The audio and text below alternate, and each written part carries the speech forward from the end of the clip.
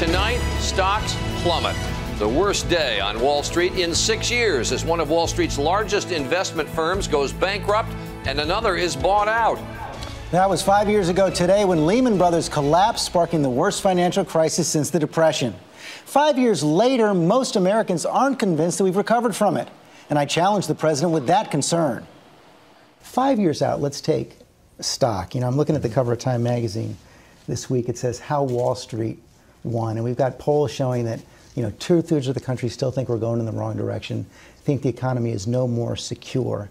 What do you say to those Americans who think Wall Street is winning, but they're not? Well, let's think about where we were 5 years ago.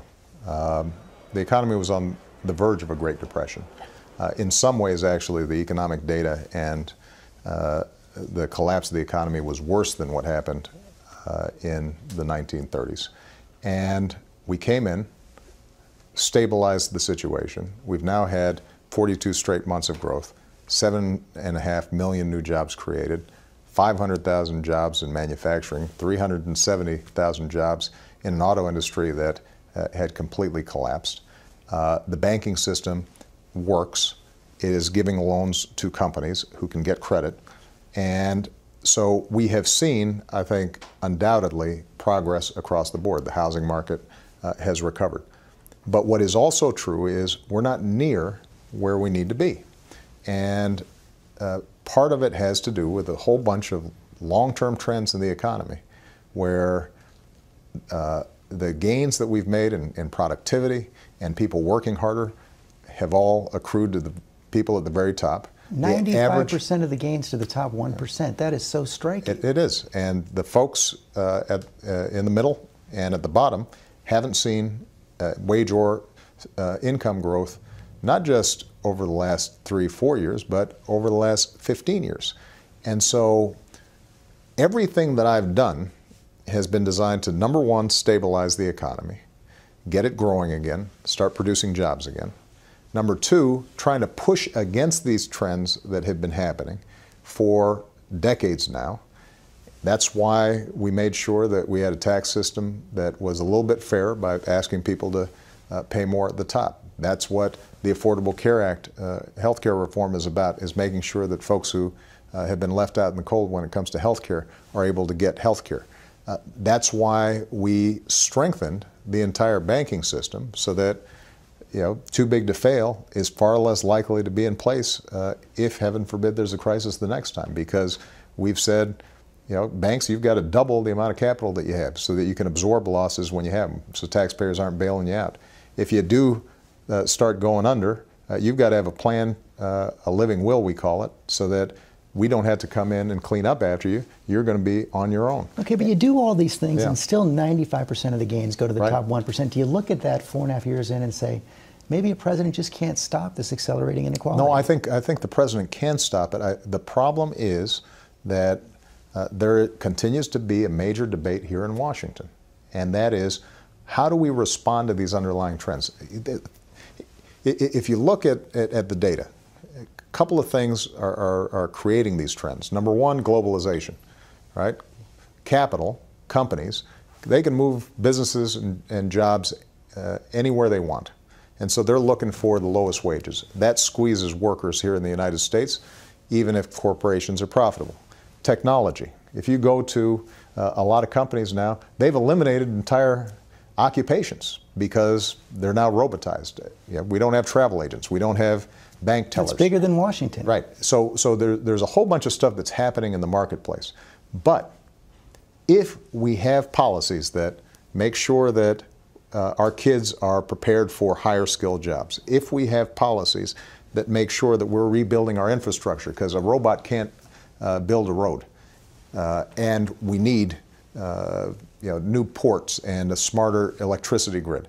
If we're making investments to make sure that research and development continues to happen here, if we have tax breaks for companies that are investing here in the United States as opposed to overseas, all those things can make the situation better. It doesn't solve the problem entirely, but it pushes against these trends. And the problem that we've got right now is you've got a portion of Congress whose policies don't just want to leave things alone. They actually want to accelerate these trends.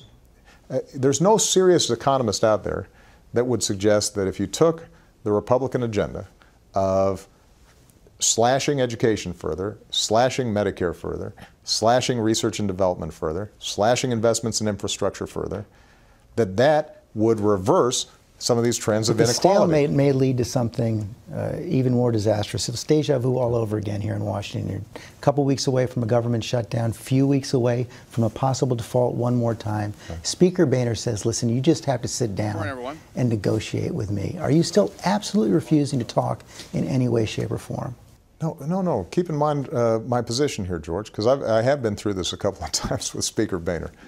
What I've said is, with respect to the budget, we've presented our budget, and now it's the job of Congress to come up with a budget that keeps our long-term trends down or our current trends of reducing the deficit moving forward, but also allows us to invest in the things that we need to grow. And I've told him, and I've told the country what I think we need to do. I'm happy to have a conversation with him about how we can deal with the so-called sequester, which is making across-the-board cuts on stuff that we shouldn't be cutting, while continuing tax breaks, for example, for companies that are not helping to grow the economy. There are ways of doing this. It's just that they haven't been willing to negotiate in a serious way on that.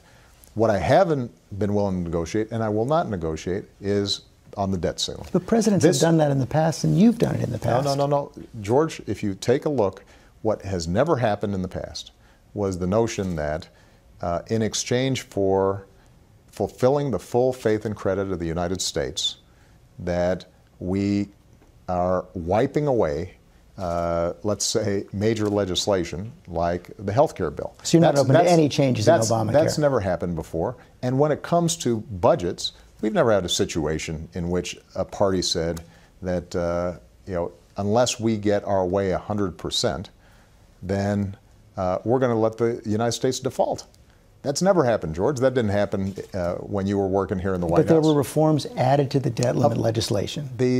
George, I think it's fair to say that never in history have we used just making sure that the U.S. government is paying its bills as a lever to radically cut government at the kind of scale that they're talking about. It's never happened before. There have been negotiations around the corners because nobody had ever presumed that you'd actually threaten the United States to default. So how does this end then? They say they need changes in Obamacare. You say you're not going to negotiate. Are you just betting they're going to cave?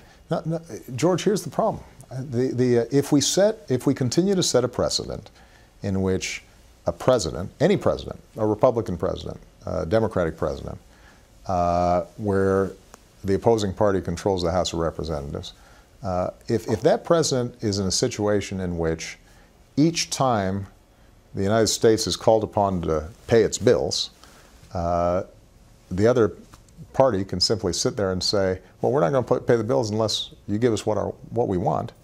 That changes the constitutional structure of this government entirely. So you're not going to negotiate? So we can't negotiate around the debt ceiling. If Mr. Boehner has ideas about how we can grow this economy, strengthen the middle class, put people back to work in a serious way, of course we're happy to support the negotiations that are taking place between the House and the Senate. If we're going to continue to reduce the deficit, and I think a lot of people aren't aware of the fact that the deficit's been cut in half since I came into office, it's continuing on a trend line of further reductions. If we want to do more deficit reduction, I've already put out a budget that says, let's do it. I'm willing to reform entitlements. I'm willing to, cut out additional waste that may be there. But what I also think we should be doing is eliminating corporate tax breaks that nobody can defend, but keep on reappearing each year in the budget. If we are serious about it, there's no reason that we can't do it and do right by the country. How about beyond the deficit? You were reelected a little more than a year ago. 332 electoral votes, 51% of the vote, first president since Eisenhower to do it twice. You put gun control at the top of the agenda, immigration reform, climate change, all of it stalled or reversing. How do you answer the argument that beyond the deficit, this has been a lost year, and how do you save it? Well, on immigration reform, for example, we got a terrific bipartisan vote out of the Senate. You had Democrats and Republicans in the Senate come together, come up with a bill that wasn't perfect, it wasn't my bill, but got the job done. It's now sitting there in the House. Not going anywhere. Well, but what I will say is this: if Speaker Boehner put that bill on the floor of the House of Representatives right now, it would pass. It would pass. So the question then is not whether or not the ideas that we've put forward can garner a majority of support, certainly in the country. I mean, gun control, we had 80–90% of the country that agreed with it. The problem we have is we have a faction of the Republican Party, in the House of Representatives in particular, that view compromise as a dirty word, and anything that is even remotely associated with me, they feel obliged to oppose. And my argument to them is real simple. That's not why the people sent you here. We're out of time. Final question. Your vice president is at Tom Harkin's steak fry in Iowa this weekend. Clearly, Secretary Clinton positioning for a possible run for president too. You chose both of them. What do you say to your fellow Democrats when they're thinking about that possible choice? And are you determined to stay neutral throughout this whole process?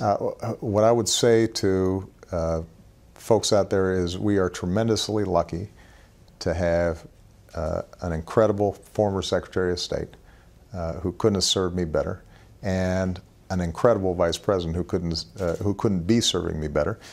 And I suspect if you ask both of them, they'd say it's way too premature to start talking about 2016. Iowa.